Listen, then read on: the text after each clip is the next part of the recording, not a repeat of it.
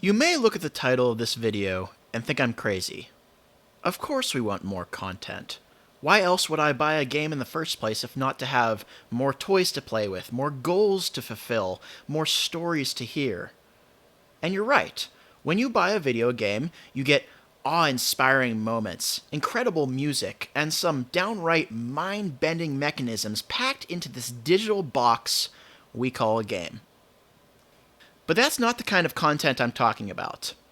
I don't mean that you pay $60 for an awesome game, or even $60 for an incomplete game, and then complain about just how much content there is available in the game. And certainly, it's true that a larger, grander game isn't necessarily better than a small but polished masterpiece, but that's not what I'm talking about either. No, what I'm talking about is content selected by the players themselves. Wizards of the Coast's two largest games, Magic the Gathering and Dungeons & Dragons, just happen to follow this specific technique, and that is, present a large amount of content and allow the players to decide which parts of it they'd like to use.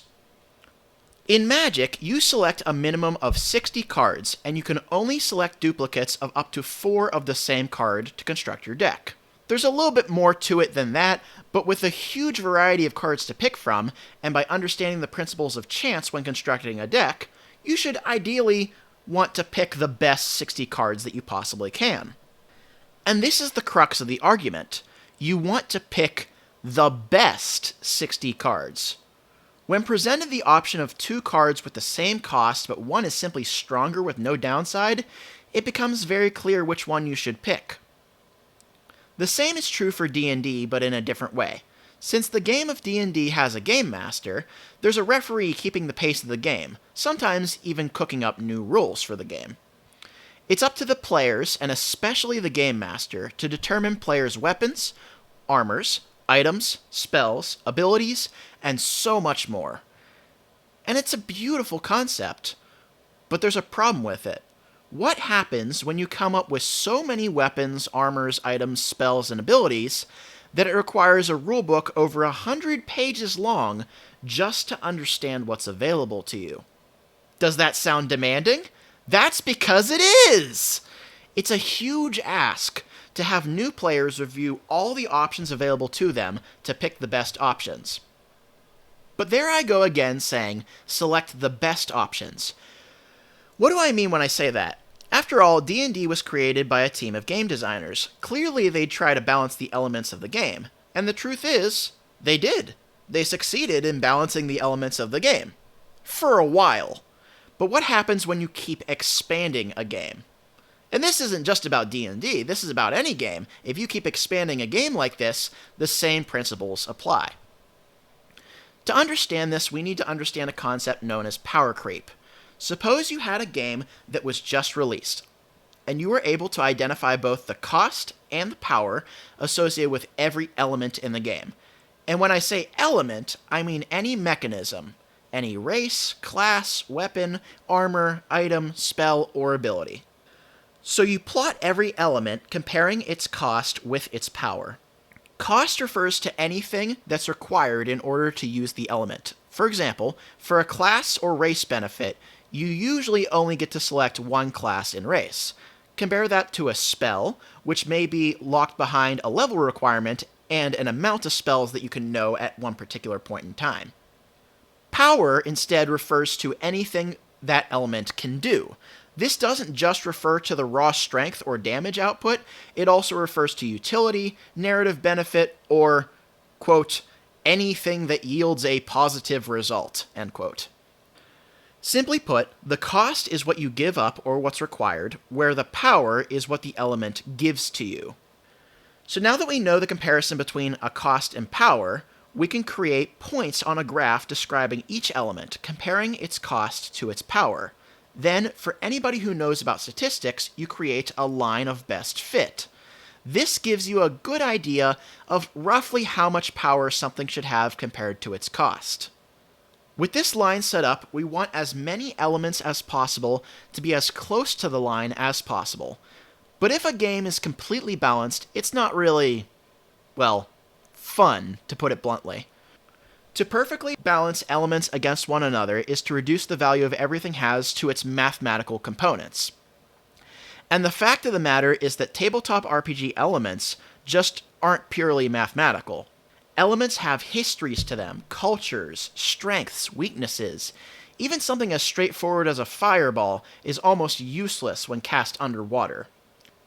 So in the interest of making the game more, well, interesting, we make all the elements have some interesting differences to them. These interesting features are game mechanics. Naturally, in the process of plotting these elements using a variety of game mechanics, some elements are going to sit above the line of best fit, and some are going to sit below. I also want to take this opportunity to say that the shape of the power curve doesn't necessarily need to be a line, but we'll say it's a line to make the example much simpler to work with for right now. So the elements that sit above the curve have a higher power compared to what you'd expect from their cost. This makes that element overpowered or undercosted. Elements that sit below the curve have a lower power compared to what you'd expect from their cost. This makes that element underpowered or overcosted. So, great. We have our graph, and it's completely okay for some elements to be slightly more or less powerful than expected. That's not an issue. In fact, it's a welcome mix-up, as long as it doesn't get out of hand. Well, it's about to get out of hand. If an element is too powerful, players will be attracted to it. But what's more important about this graph is that if an element is too weak, players will be repelled from it. Players will ignore elements if they are too weak, because their value is either too low or too situational.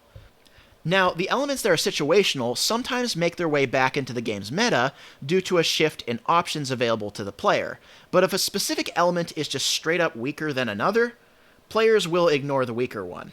And they should. It's a red herring. If you had a choice between two equally priced swords, one of which deals 1d6 damage on hit, and another of which deals 2d6 damage on hit, which would you choose? Well, unless your character gets mind-controlled or something, the choice is clearly the option that deals more damage. The weaker sword is a red herring. Well, the solution to this is easy, right? Just don't make anything just straight up more powerful than something already created, right? Well, let's finally talk about power creep. Back to this graph. If players see that an option is underpowered, they will learn to ignore it. If they learn to ignore it, it can effectively be removed from the ecosystem of elements, since it won't be a part of the game. And so an element that was below the curve was removed. As a result, the line of best fit increases in height ever so slightly as a result of this removal. This is what power creep is.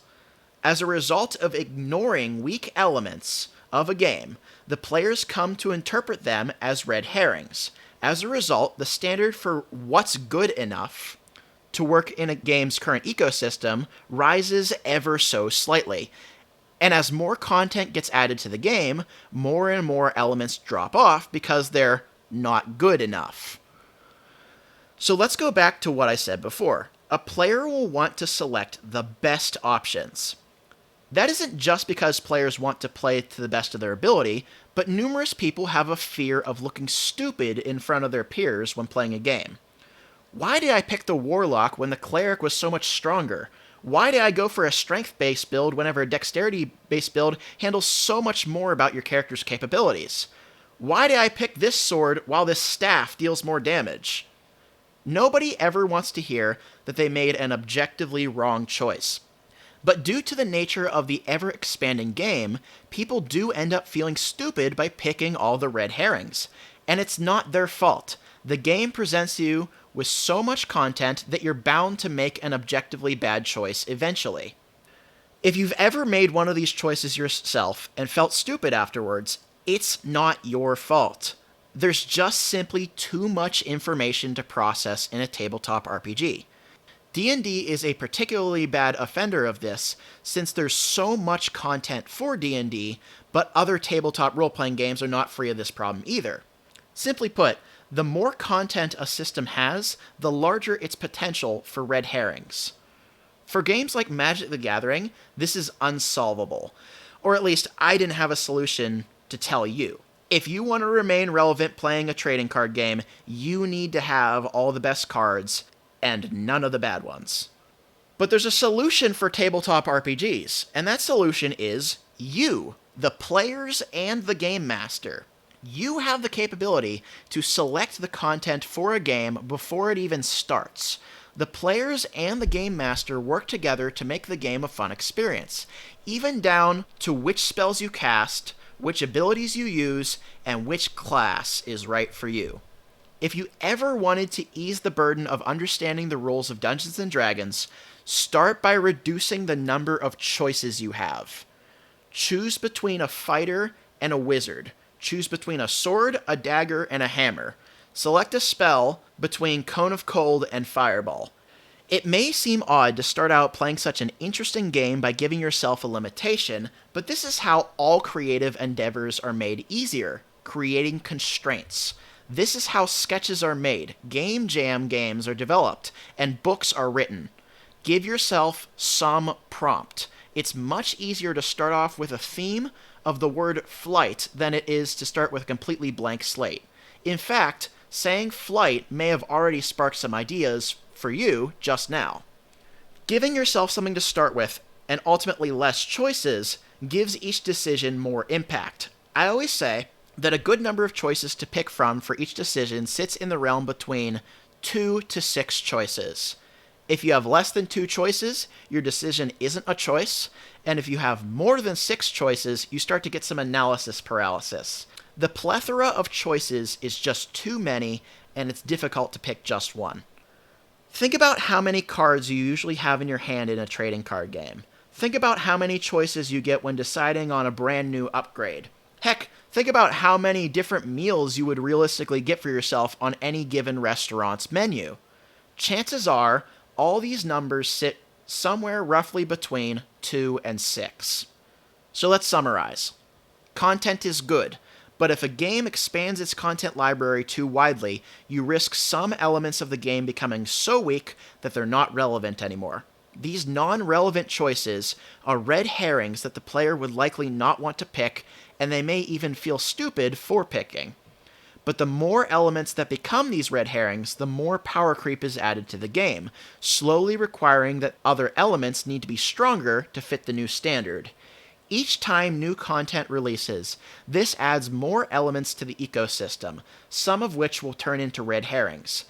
After enough time, the game will contain a significant amount of content, but due to the sheer amount of content, a large portion of it will be red herrings that the player should not select. And finally, my proposed solution to help new players get into the hobby is to impose limitations on players' choices. Not to weaken their agency or their impact on the game, but to empower the players by making each decision that much more meaningful. To reduce the amount of choices is to create a constraint that allows each and every choice to have its own merit, which makes their journey through the game feel much more tailored to the sort of experience that they'd like to play. I will say this again because I understand how ridiculous it sounds to reduce the number of choices you have. Give it a try. Try making each decision with fewer choices and run with it. You may be surprised at how liberating it is to have some constraint to work with. And with that, good luck with your games. Good luck with your health, and good luck with the second test you take from now. Not the next test, but specifically the second test. And finally, have a great day.